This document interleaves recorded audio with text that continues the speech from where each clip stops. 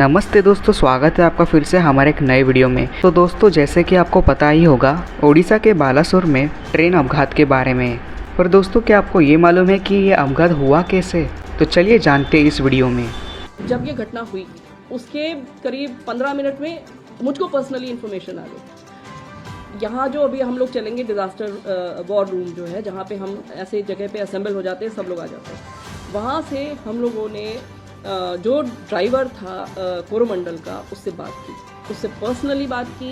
वो उस समय होश में था। उसने बताया कि उसको सिग्नल ग्रीन मिला। बस इतनी बात हुई है। उसके बाद से उसकी हालत गंभीर है और वो अभी अस्पताल में सीरियस है।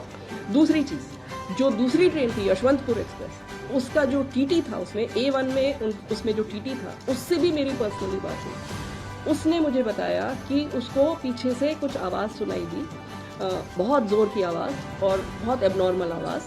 जब उसने वो पीछे की तरफ देखा तो उसे लगा कि कोई कुछ आ रहा है, कुछ ऑब्स्ट्रक्शन आ रहा है। उसको समझ में नहीं आया कि क्या है। और उसके बाद उसके A1 कोच के पीछे एक और जनरल बोगी थी, उसके बाद एक और जनरल बोगी थी और लास्ट वो गार्ड का डिब्बा था। वो दोनों डिब्बे ट्रेन से डिटैच हो गए।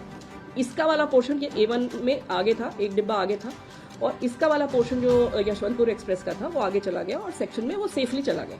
लेकिन इसके पीछे ये जो दो डिब्बे हिट हुए, जिसकी उसको आवाज़ सुनाई दी और उसको समझ में नहीं आया कि क्या हो रहा है, वो डिब्बे पटरी से फिक गए।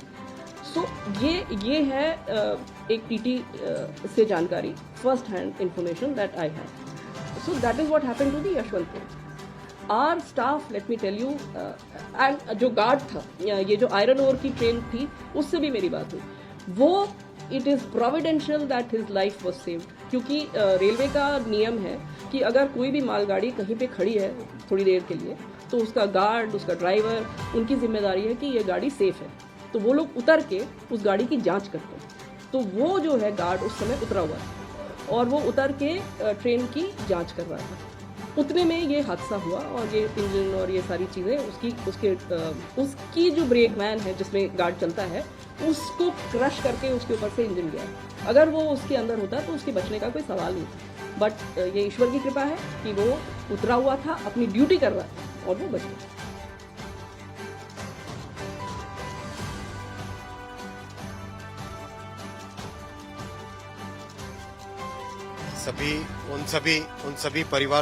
उन सभी परिवारों के साथ मेरी प्रार्थना है जिनके परिवार का मेंबर इस ट्रेजेडी में चले गए, और सभी जहां पर भी best possible health care facility होगी, चाहे कटक में, भुवनेश्वर में, एम्स में, इधर कलकत्ता में, कहीं पर भी जो बेस्ट पॉसिबल हेल्थ फैसिलिटी होगी वो दी जाएगी।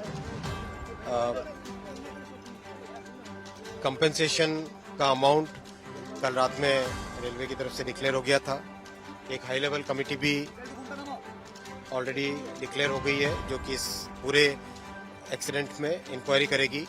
कमिश्नर रेल सेफ्टी को भी बुलाया गया है, वो भी इंक्वायरी करेंगे और इस प्रॉब्लम के, इस एक्सीडेंट के रूट कॉज में जाएंगे। किस कारण से ये प्रॉब्लम हुई, वो पूरा का पूरा टेक्निकल से और किस भी कारण से हुई हो वो समझा जाएगा।